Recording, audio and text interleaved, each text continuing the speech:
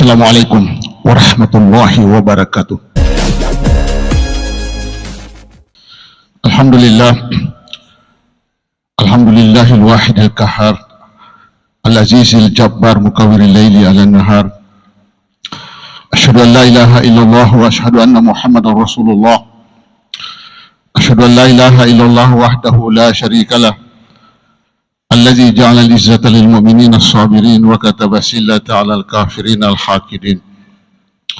Wa asyhadu anna Muhammadan abduhu wa rasuluh. Balaga risalah wa addal amanah wa nasahal ummah wa jahada fillahi haqqa jihadihi hatta atahul yaqin. Allahumma salli ala Muhammad. Allahumma fasalli wa sallim ala habibil qulub wa zikril arwahi wa imamir rusul sayyidina wa maulana Muhammadin khatamil anbiya'i wal mursalin. Amma ba'du, fa ya ibadallah, usikum ya bitaqwallah. Ittaqullah ittaqullaha wa ta'atihi la'allakum tuflihun. Wa tazakkaru qawlahu ta'ala, a'udzu billahi minasy syaithanir rajim. Ya ayyuhalladzina amanu taqullaha haqqa tuqatih wa la tamutunna illa wa antum muslimun. Wa qala aidan, a'udzu billahi minasy syaithanir rajim. Bismillahirrahmanirrahim. Wal 'ashr innal insana lafi khusr illa alladzina amanu wa 'amilus solihati wa tawasaw bil haqqi wa tawasaw bis sabr. Shadaqallahul azim. Sidang Jumat yang kami muliakan, kita masih dalam suasana bulan Muharram tahun baru Hijriah.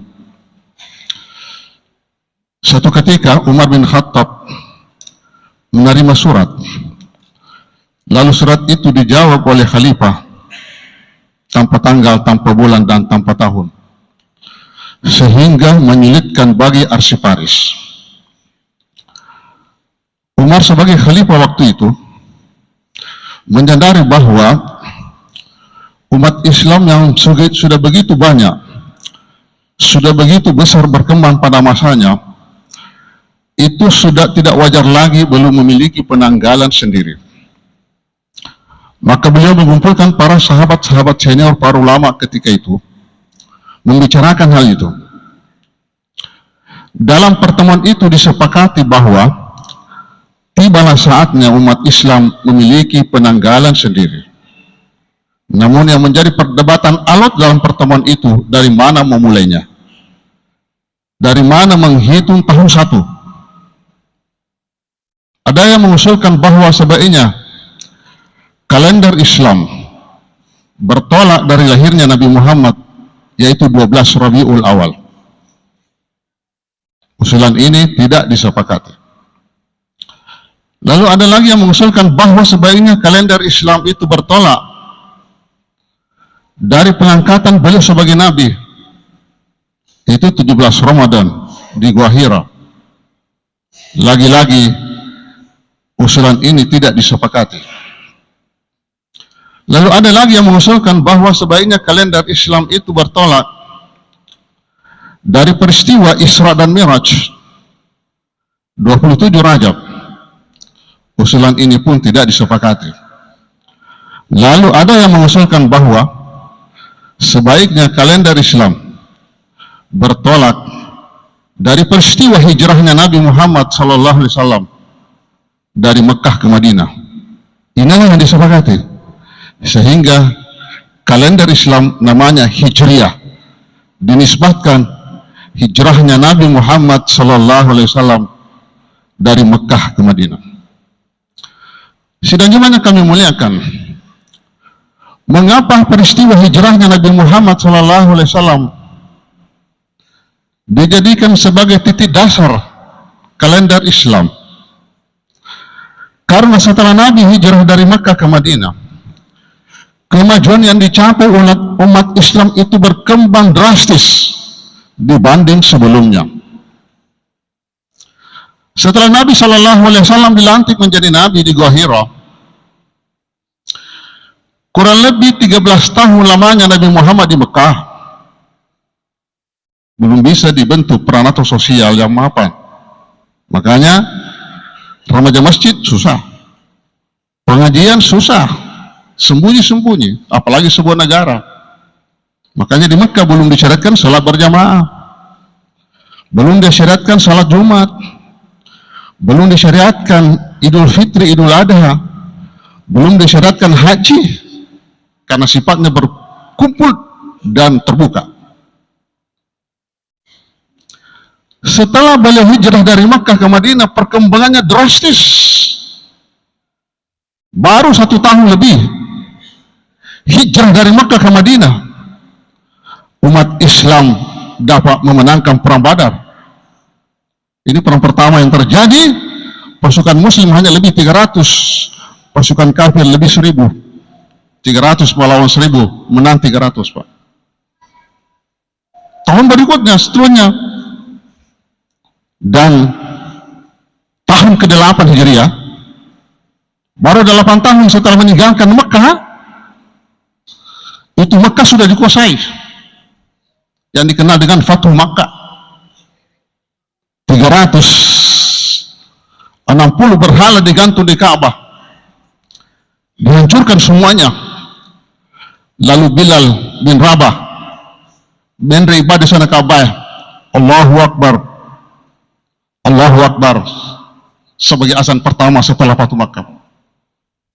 Luar biasa itu, baru 8 tahun Mekah sudah dikuasai kembali. Sidangnya yang kami muliakan,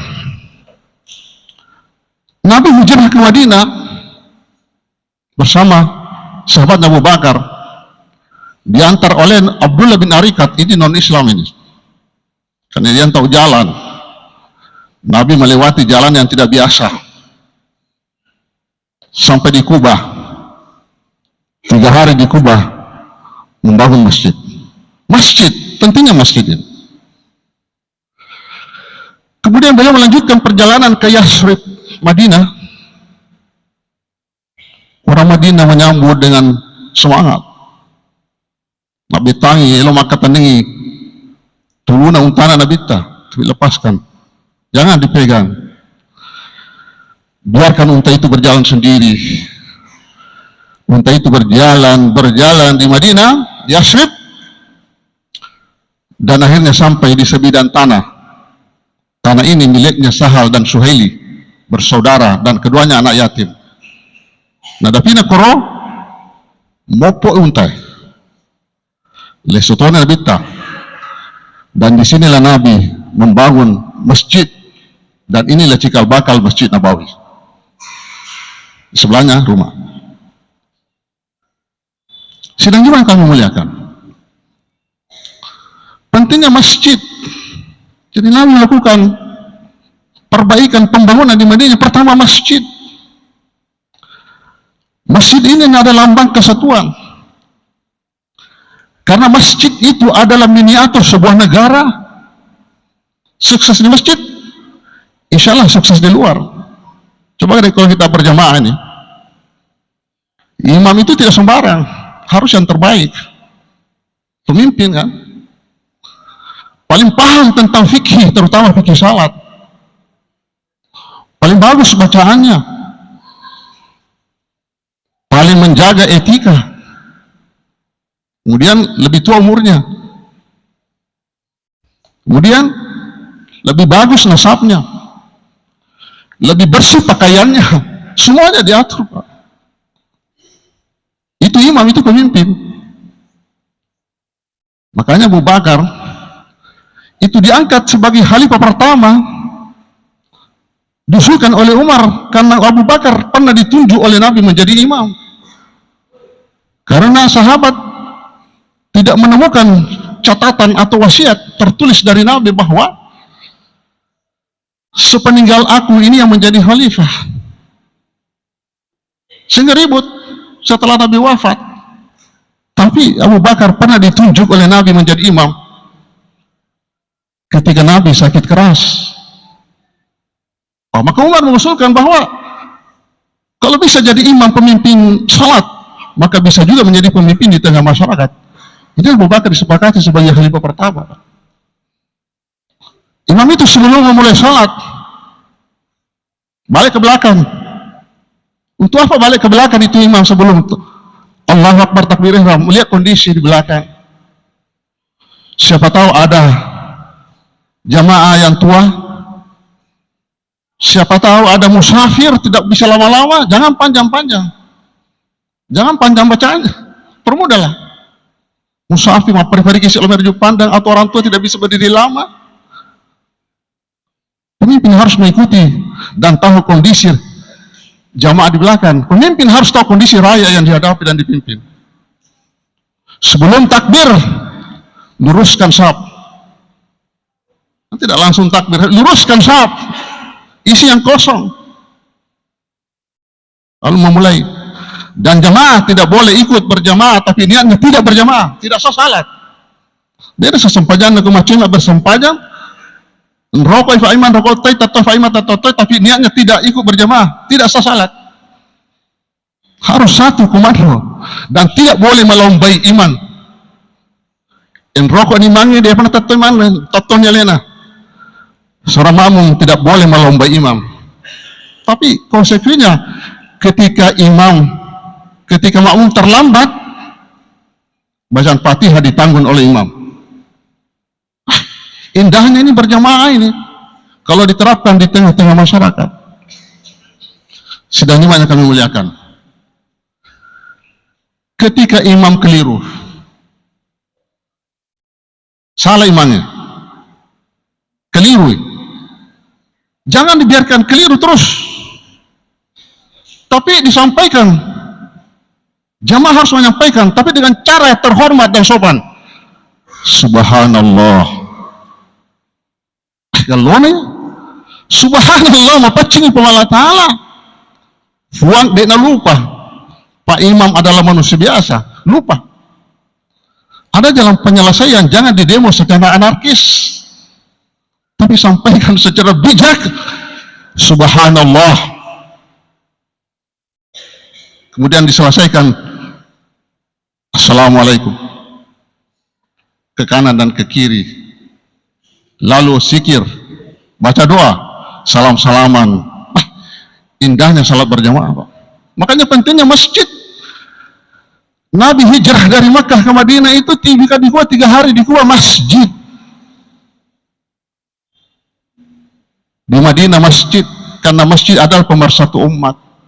Maka masjid yang dibangun untuk memecah umat itu disuruh bongkar. Ada masjid di Madinah dibangun Yahudi bukan tujuannya untuk mempersatukan umat, tapi untuk memecah umat. Masjid ini ada dalam Al-Quran, Masjid Dirar. Maka masjid ini disuruh bongkar oleh Nabi, dan tempatnya di situ disuruh buang najis di situ, Pak. Karena masjid ini dibangun hanya untuk memecah umat. Ini yang pertama yang dilakukan oleh Nabi. Yang kedua, tindakan Nabi di Madinah adalah mempersaudarakan antara orang Muhajirin dan orang Ansar, pendatang dan Ansar orang Madinah, Pak. Jadi kecerdasan Nabi Muhammad SAW menyelesaikan pengungsi, bukan pengungsi sedikit ini dari Mekah ini, Pak, tapi jitunya, keahliannya, kecerdasannya Nabi SAW, Pak. Persoalan pengungsi diselesaikan dengan cara yang bijak. Persaudarakan orang Mekah, pengungsi, Muhajirin, dengan Ansar, penduduk Madinah yang mendukung kedatangan Islam itu, kedatangan saudara-saudaranya. Karena persaudaraan inilah yang tidak punya rumah dari Mekah, kasih satu peta. Yang tidak punya kebun, kasih saudaranya yang dari Makkah, Pak. Bahkan tidak membawa istrinya, mungkin 2 istrinya, talak 1, ceraikan, lalu dinikahi oleh saudaranya yang datang dari Makkah, Pak. Jangan kami muliakan. Yang kedua, yang ketiga yang dilakukan oleh Nabi setelah hijrah dari Makkah ke Madinah adalah perjanjian damai dengan komunitas yang ada di Madinah. Di Madinah bukan hanya Muslim, tapi ada Nasrani, ada Yahudi, ada penganut agama lain, ada penganut kepercayaan lain, tetapi mereka hidup rukun, damai, di bawah komando Nabi setelah diajarkan perjanjian damai yang dikenal dalam sejarah Piagam Madinah. Piagam Madinah ini diakui oleh ahli tata negara bahwa inilah konstitusi tertulis pertama di dunia, Pak. Jadi Nabi itu negarawan, Pak. Nabi itu tokoh politik. Dan Nabi di Madinah tokoh agama sekaligus tokoh politik. Negarawan luar biasa. Diplomat yang unggul, yang hebat. Jangan kami muliakan Piagam Madinah ini. Dari sekian banyak pasal yang menarik untuk dikaji, dari sekian banyak pasal dalam Piagam Madinah, tidak ada satu pasal pun yang menyatakan secara tegas bahwa Madinah negara Islam. Padahal Madinah sebuah negara, syarat sebagai negara terpenuhi. Ada wilayah, ada rakyat, ada pemimpin, ada, Pak. Itu syarat negara dan terpenuhi di Madinah.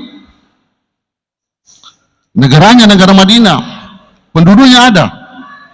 Kepala negaranya Nabi Muhammad SAW, yang berlaku Al-Quran dan Sunnah.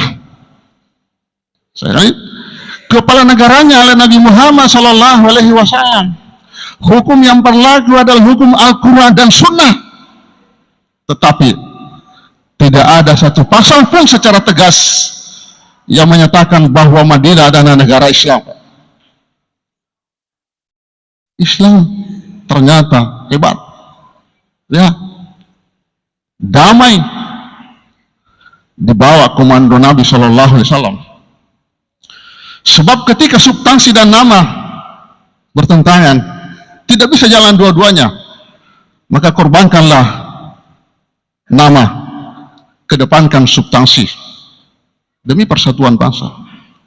Jadi disinilah perjuangan Nabi SAW di Madinah inilah menjadi pelajaran kita. Dapat disimpulkan bahwa keberhasilannya Nabi Muhammad SAW Madinah didorong dan dipengaruhi oleh pertama tadi itu persatuan, dilambangkan dengan membangun masjid. Satu di situ. Kalau kita mau lihat ini bangsa Indonesia maju bersatu. Yang kedua, damai, aman. Makanya dulu Piagam Jakarta, ketuhanan dengan kewajiban menjalankan syariat Islam bagi pemeluk-pemeluknya. Di sebelah timur keberatan, kalau tidak dicoret 7 kata akan melepaskan dari Republik Indonesia. Maka dilakukan sidang darurat di Jakarta, dipimpin oleh Dr. Andes Muhammad Hatta. Dibukalah 7 kata, menjadilah ketuhanan yang maha esa, aman, terkendali, dan didukung oleh penduduk. Bagaimanapun visi misi seorang pemimpin, tapi tidak mendapat dukungan dari bawah, susah juga terwujud. Mari kita menjadikan sebagai pelajaran dalam membangun negeri yang kita cintai, Indonesia ini. Indonesia mudah-mudahan menjadi negara yang baldatun thayyibah wa rabbun ghafur. Barakallahu li wa lakum fil Qur'anil azim wa nafa'ani wa iyyakum ma fihi minal ayati wasikril hakim. Wa taqabbal minni wa minkum tilawatah innahu huwas samiul alim.